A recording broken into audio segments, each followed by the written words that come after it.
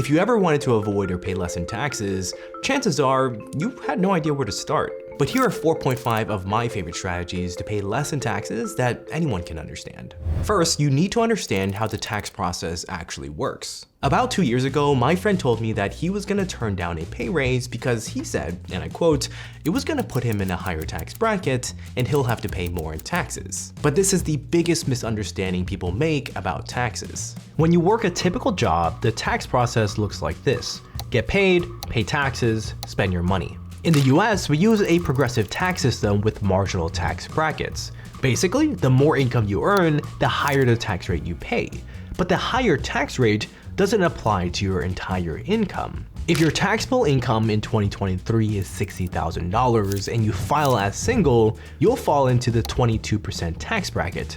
But it doesn't mean you're paying 22% on that entire $60,000. Imagine the brackets on this table as a row of buckets. Each bracket is a different bucket that you're gonna fill with money. You'll start at the first bucket, and after you fill it to the top, you'll move to the next bucket and so on until you don't have any money left to fill up an entire bucket. If your taxable income is $60,000, you can easily fill up the first bucket since it just needs $11,000 to be filled. Once filled, you'll move on to the next bucket. The capacity of the next bucket is $33,725. After the second bucket is full, you'll still have about $15,275 remaining, which is gonna go into the third bucket.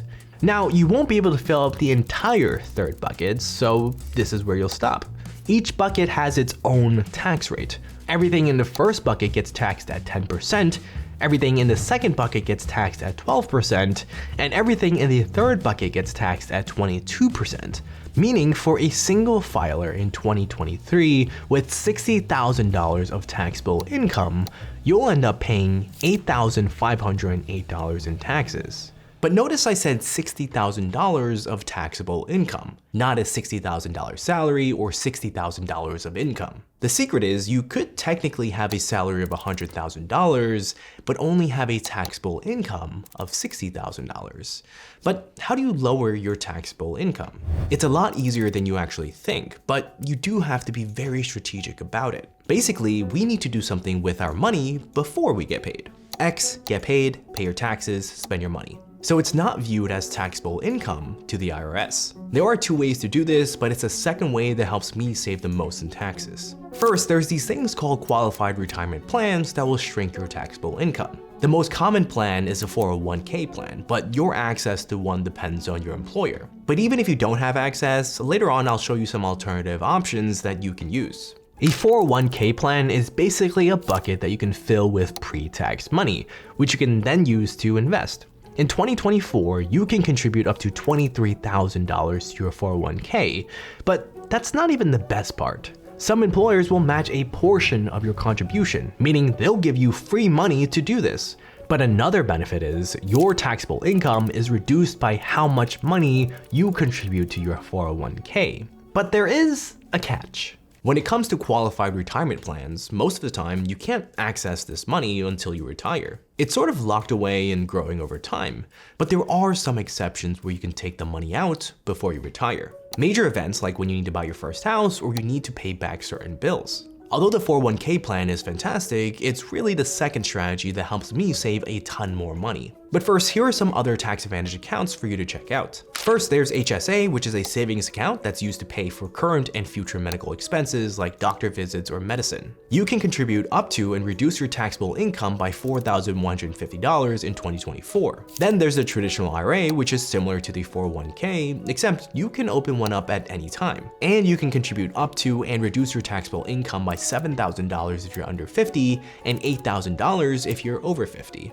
Next, the 457B plan for government employees, nonprofit organizations, and some for-profit companies. You can contribute up to and reduce your taxable income by $23,000.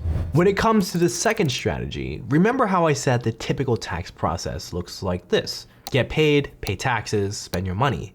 But there is a way to change the tax process to get paid, spend money, pay taxes. The first thing you need to understand is the US tax code is rigged in favor of people who can earn money outside of a full-time traditional job. Meaning you have more control over the amount of your money that gets taxed if you have a side hustle, freelance, or own your own business. When I started one of my many side hustles a few years ago, I still had a full-time job at the time. I was super overwhelmed with taxes because it was my first time earning a real amount of money outside of a traditional job. Naturally, I had absolutely no idea what to do. I was really stressed out, I was losing sleep, and I didn't want the IRS to start knocking on my door.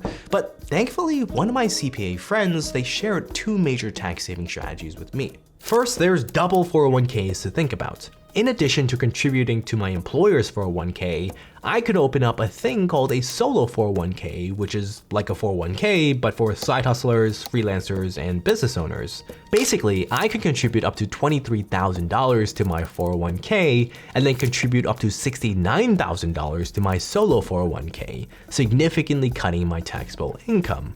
Next, anything that I buy that's used for the business could be used to lower my taxable income. Since I work from home, I could deduct a portion of my apartment from my taxable income. I could deduct $5 for every square foot of space I used in my apartment for qualified business purposes. If I have a 300 square foot home office and I work from home the entire year, I could reduce my taxable income by $1,500. I could also track the electricity I use, the business meals I eat, educational courses I take, and depreciate certain equipment, like laptops, iPads, business vehicles, decor, as long as it's a qualified business expense. There are some nuances to this, but the tax code is filled with hidden deductions that you can start using to your advantage.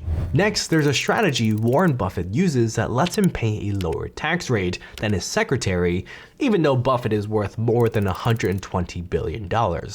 Let's say you're single and earned $40,000 of taxable income a year at your job. Depending on the state, you'd pay around $6,000 in taxes and walk away with $35,420 post-tax. Not great. But what if I told you you could end up with $40,000 a year and pay $0 in taxes? The secret is you need to be invested in something. Real estate, bonds, or stocks, which is actually kind of perfect timing because one of my favorite investing platforms, Moomoo, is giving away stocks for free for a limited time. If you open a new account and deposit $100, they'll give you 5 free stocks. Despite the funny name, they are a registered broker-dealer with the SEC and is a member of SIPC, meaning you're covered up to $500,000. Get your 5 stocks for free with the link below, and you'll also be supporting the channel. When it comes to investing, you generally want to sell your investments at a higher price than what you purchased it for. But when you make a profit, you trigger this event called a capital gain. Unfortunately, profits or capital gains are taxed, but the amount of tax you have to pay depends on how long you held the investment for before you sold. If you sell a stock after holding it for less than a year, you'll face a short-term capital gains tax. But if you sell a stock after holding it for more than a year, you'll face a long-term capital gains tax. The problem with the short-term capital gains tax is it's taxed like ordinary income, meaning any short-term capital gains must be included in your total taxable income for the year. If you're filing as single in 2021 and you earn $35,000 from your salary and then gain $10,000 from selling Tesla stock after holding it less than a year, your taxable income will be $45,000. This puts you in the 22% tax bracket in 2021, and you'll end up paying around $5,648 in taxes overall. The $10,000 you made from the Tesla stock sale was taxed at $1,647, or 29% of the total federal income taxes you paid. But what if I told you you could pay $0 from selling stocks? The cool thing about this strategy is that it plays with long-term capital tax rates, meaning you'll need to hold the stock for more than a year. If you file as single, the long-term capital tax rates, they come in 3 flavors. First, if you sell your stock after holding it for a year and your taxable income is less than or equal to $40,400, you don't pay any taxes. If your taxable income is more than $40,400, but it's less than or equal to $445,850, then you'll pay a 15% long-term capital gain tax. And anything above $445,850, you'll just pay a 20% long-term capital gain tax. Now, same scenario. If you filed single in 2021 and you earned $35,000 from your salary, gained $10,000 from selling Tesla stock, but this time you held it for more than a year, since your total taxable income of $35,000 is below the first long-term capital gain threshold of $40,400, you will be in the 0% tax bracket for the first $5,400. The remaining $4,600 of capital gains will be taxed at a rate of 15% or $690, which saves you $957.50 in capital gains tax compared to the first scenario. But here's what wealthy people do to pay $0 in taxes and still make $40,000 a year. Basically, if you earn $0 in income throughout the entire year, but sell your stocks worth $40,000 in capital gains after holding them for a year, you technically don't have to pay any taxes since you're under the taxable income threshold. But there are some nuances depending on the state you live in and the available deductions. When it comes to Warren Buffett, the bulk of his income is paid as dividends and long-term capital gains, which is how he pays a lower tax rate than his secretary. But there's another strategy that some of the wealthiest people use to access millions of dollars and still pay little to no taxes on it. When it comes to most people, they view debt as a terrible thing, and when it's not handled correctly, it definitely is. But debt is one of the easiest ways to take advantage of the tax system, and that's exactly what the wealthy do. In finance, they call this strategy SBLOC, securities-backed line of credit. Basically, this lets you borrow money against your stock portfolio and use that money however you like. But the best part? Interest rates for SBLOCs are lower than what you can get with a traditional loan from a bank or credit card. But here's how the wealthy uses debt strategically. It signals 3 essential steps. First, let's say you have $200,000 sitting in your stock portfolio and you want to access $100,000 from it, but you don't want to sell $100,000 worth of stock. Well, you can do an SBLOC. Suddenly, you have access to $100,000 that you can spend however you like. But the best part is, you don't need to pay taxes on the $100,000 because it's technically a loan that you have to pay back with interest. But that's where interest rate arbitrage comes in. Imagine you have $200,000 invested in an S&P 500 index fund, earning a historical average return of 10%. Now, let's say you decide to take out a $100,000 loan from your portfolio at a special interest rate of 3%. You then invest this borrowed money in another S&P 500 index fund.